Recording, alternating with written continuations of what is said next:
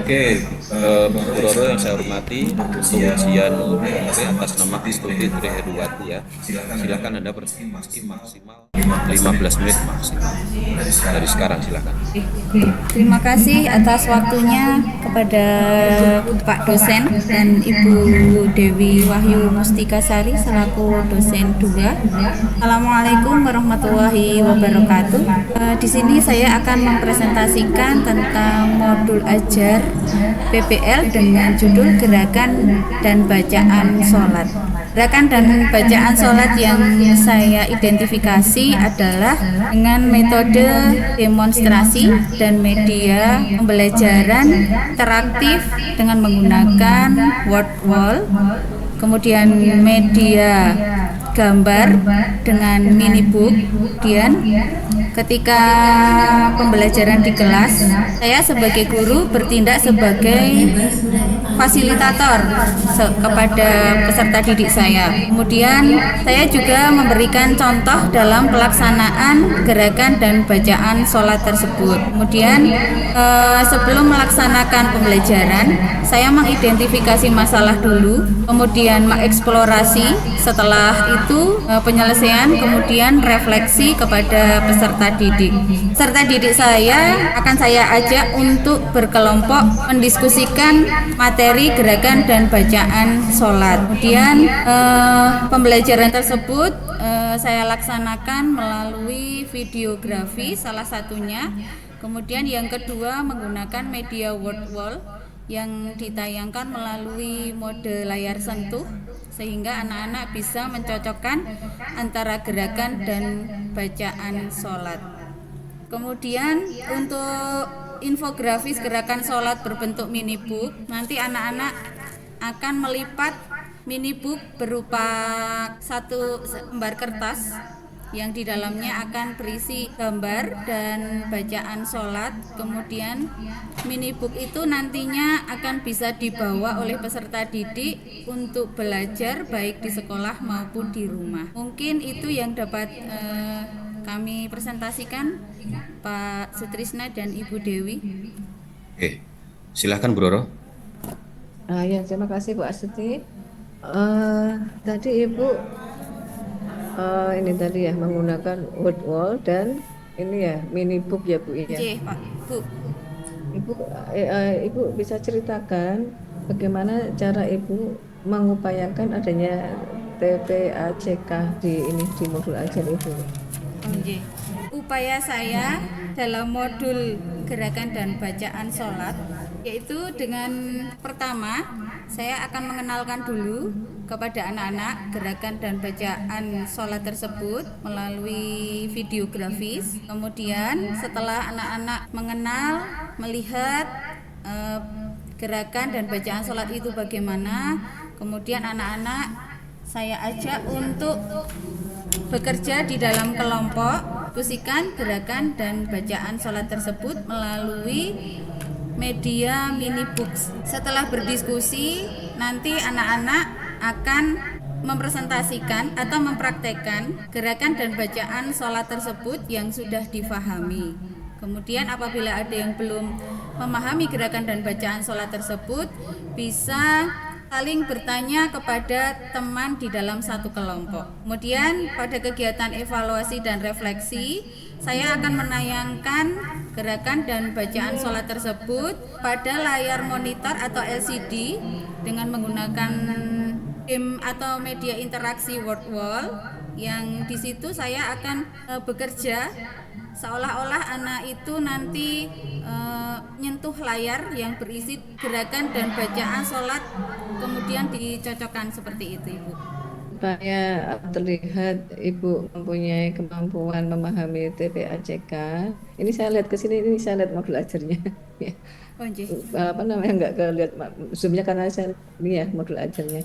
Nah, minta tolong Bu Astuti.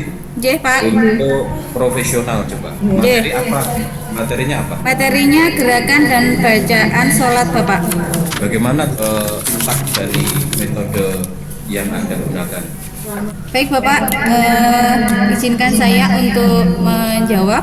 Sintak yang saya gunakan adalah yang pertama, mengidentifikasi masalah kepada siswa, yaitu dengan memulai pembelajaran dengan menyampaikan masalah secara nyata atau kontekstual dengan kenyataan atau kehidupan sehari-hari. Kemudian masalah tersebut bersifat kompleks sehingga mendorong untuk investigasi dan pemecahan masalah. Seperti ketika saya menunjukkan video atau gambar tentang gerakan dan bacaan sholat kepada siswa. Kemudian siswa saya minta untuk mengidentifikasi gerakan dan bacaan sholat yang mana yang belum mereka kuasai. Seperti itu. Kemudian yang kedua, saya akan membantu peserta didik untuk menyelesaikan masalah tersebut dengan cara satu, berdiskusi atau berkelompok agar mereka dapat membagi peran masing-masing ketika terjadi kesulitan memahami antara gerakan dan bacaan sholat. Nah, setelah saya mendapatkan informasi tentang kesulitan belajar tersebut, maka saya bisa mengumpulkan data, kemudian menganalisis dan mengembangkan solusi berdasarkan bukti yang sudah saya dapatkan dari hasil diskusi peserta didik. Kemudian setelah saya mendapatkan hasil data tersebut, siswa akan saya berikan tugas ke depannya agar mendapatkan hasil yang lebih baik dan mengetahui kemampuan siswa sampai di mana dalam memahami gerakan dan bacaan sholat.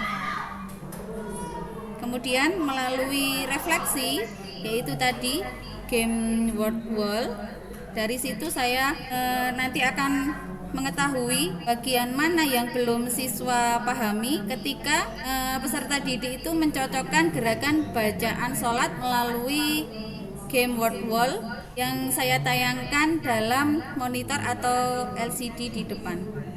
Tadi menyambung Bu Roro bahwa Anda kan ada muatan TPAJK di situ.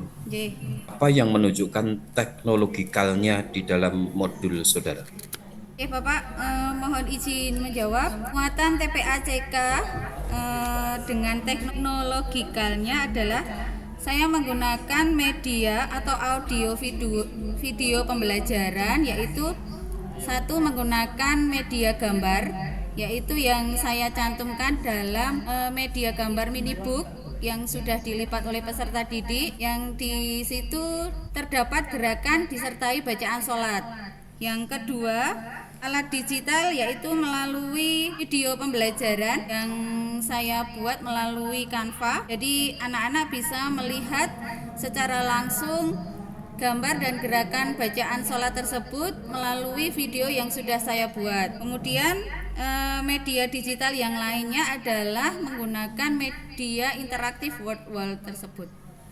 Anda tuangkan dalam bentuk apa di situ, di modul ajar? Adakah link? Ada Bapak, link game word wall dan link media pembelajaran. Oke, saya lanjutkan baca tulis Qurannya. Oke. Dalil yang mendasari dari profesional materi Anda apa? Sholat dalilnya apa? Izin menjawab Bapak.